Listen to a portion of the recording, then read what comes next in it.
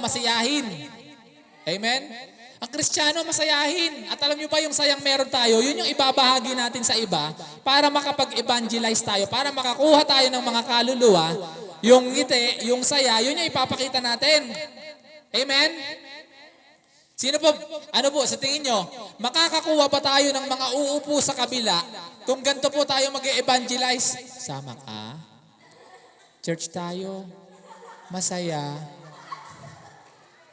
Di ba? Sabihin mo sa katabi mo, dapat masiyahin ka. Di ba? Paano kayo makakakuha dun sa kabila? Paano nyo mapupuno yung kabila? Mag-share ka ng gospel. Punta tayo, church. Masaya, di ba?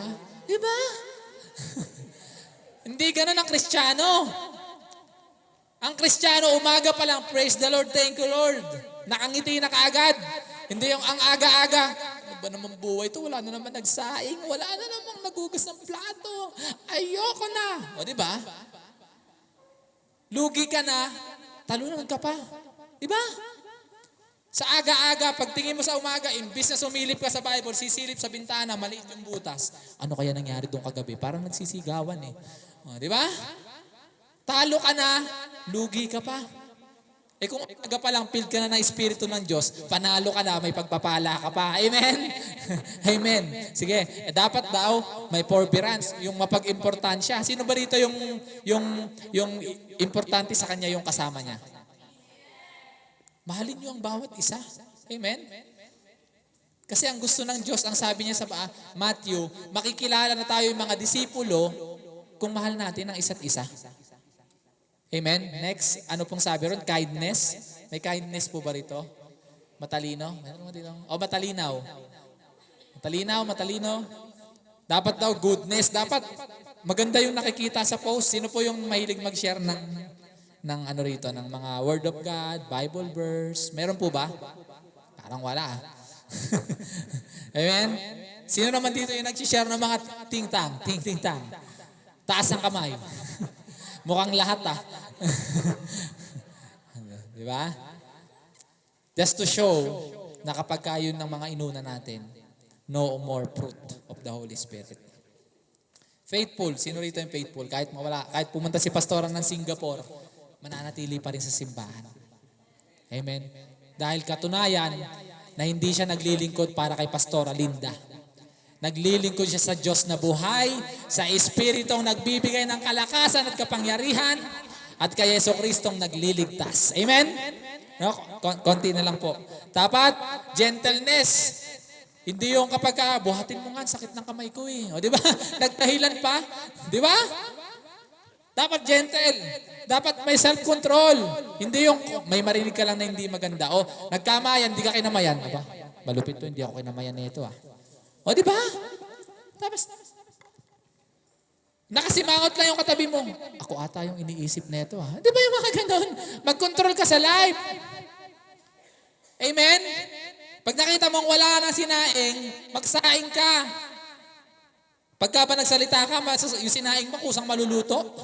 Parang wala po nakita nung ganun, no? O, maluto ka. Walang ganun. Tama. You need to have a self-control. Amen? At pag filled ka ng Espiritu Santo, pipigilan niya lahat ng mga bagay na nasasabihin mo, naiisipin mo, ituturn niya yan. Yung curse, yung sumpa, gagawin ng Diyos siyang pagpapala. Amen? Self-control. Konti na lang po, Sige po, next po. Ito po yung isang malaking problema. Pag kayo leader na, pag kayo workers na, tingnan nyo ito ang maigi. Ito yung malaking problema sa simbahan, kaya hindi makakilos ang simbahan. First, may problema sa mga leaders. Yan yung isa sa mga problema. Pangalawa, dahil may problema yung leaders, nai-impart ngayon papunta sa mga workers. At after nun, yung mga mga miyembro na simple, wala na rin maramdaman. Kaya may mga miyembro na nagsasabi, hindi ko na maramdaman si Lord. Parang ang layo-layo ko na. Parang wala naman natang gano'n sa Bible. Ang layo-layo ko na. Parang hindi na ako yung dating ako. At ang pinakamalapit parang sasabihin, aalis muna ako ng church. Hahanapin ko muna yung sarili ko. Iba yun ah. Di ba? Kaya po sana, maingatan natin as the Spirit flow, dapat sa leaders pa lang, puspos na ng Espiritu Santo. Sa mga song leader. Hindi yung kumakanta ng mahal na mahal tapos ang step, ano? Ting-ting tang-tang daw. Di ba? You need to be aware, lalo pag ginagamit ka sa harapan, dapat, alam mo sa amin sa Antipolo, pag hindi ayos ang puso, wag kang tatayo. Amen? Ganon sa amin sa Antipolo. Di bali na walang music, basta may flow ang Espiritu Santo. Amen? Kaya bago ka tumayo sa harapan, kagabi nag-uusap-usap kami nila Pastora, in the third times, there's an holy of, tatlong bagay ang ipinaliwanag sa tabernakulo ni Moses. Ang una, yung tinatawag na paradise. Pangalawa yung holies, that is yung, ayan, kinauupo nyo. And the third part is the holies of holies. That is the pulpit. Imagine mo, aakit ka ng pulpito. The holies of holies. Kung saan ang Diyos ay magpapakita ng himala sa isang lugar. Tapos aakit ka rin ang iniisip mo, nakakainis yung gitarista na to. Kanina pa to ang bagal-bagal. Ang tagal, late. Diba? Tapos pupunta ka sa holies of holies. Pupunta ka rito, magkakanta ka, ang iniisip mo, anong oras kaya matatapos to? Ano? May pupuntahan pa ako mamaya eh. Diba? Diba? Nakukuha niyo yun? You are in the holies of holies. Dapat i-respect mo yung lugar ng Diyos na kapag tatayo ka, Lord, I offer my life on you. Amen? Hindi yung akit ka rito, mamaya, pag attack ko, talagang matindi yung clash mamaya eh. Kasama ko yung mga barkada ko eh.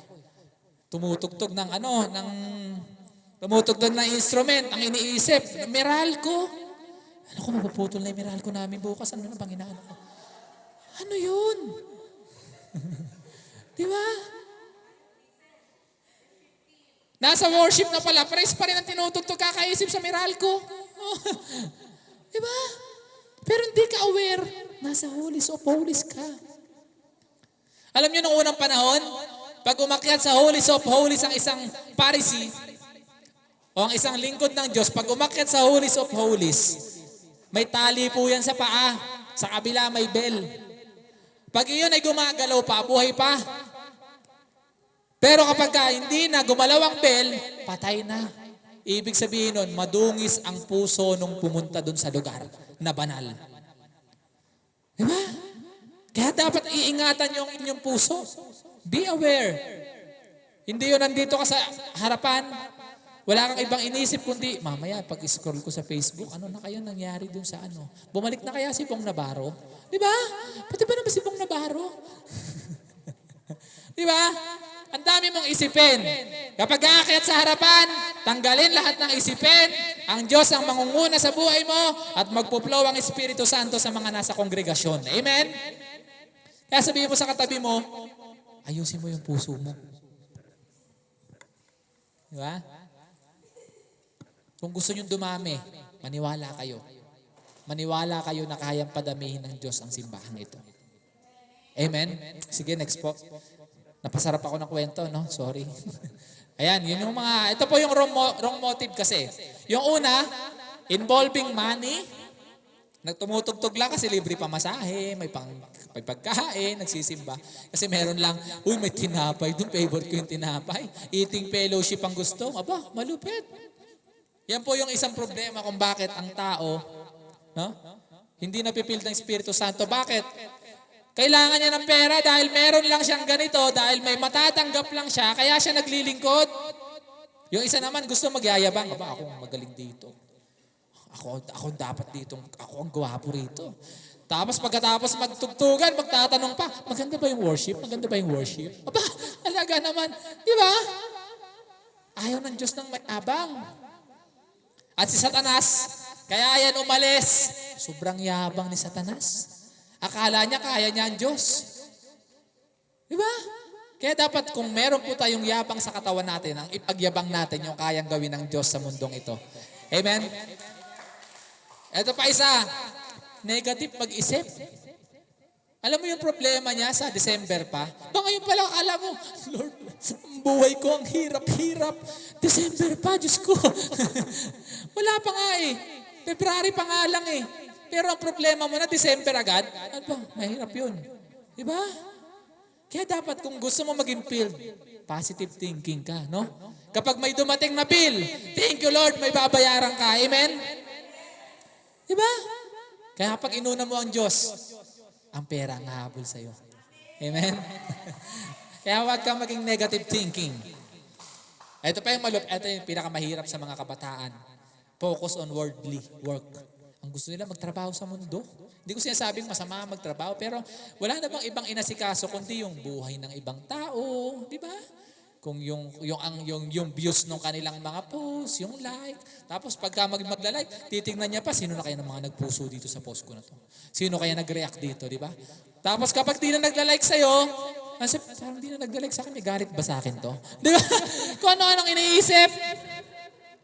Kaya dapat, kaya mo yan naiisip kasi wala ka sa Diyos. Di ba? Amen? Buhay pa ba? O durog na?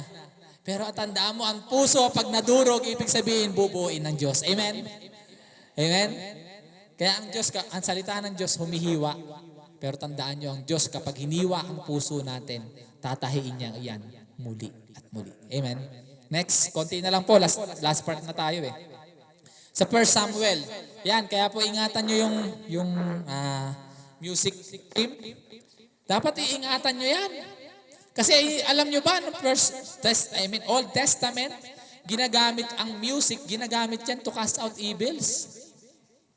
Tapos ikaw tutugtog ka rito, anong tutugtugin mo? Sweet Child of Mine. Gitara ni Parokya ni Edgar. Harana.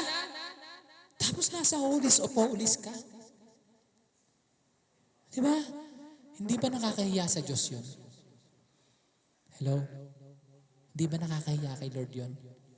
Na yung dapat sa Kanya ginagamit mo sa mundo. Amen? Parang nadurog ata yung praise and worship natin. Sumimangot sa akin. Masama tingin sa akin, pastora ng mga praise and worship. Diba? The truth will set you free. Amen? Pag nalaman mo ang katotohanan ang magpapalaya sa iyo. Amen? Kaya dapat, ang sa Diyos ay sa Diyos. Kaya pag nandito tayo sa harapan, just to glorify God, not to glorify ourselves. Amen?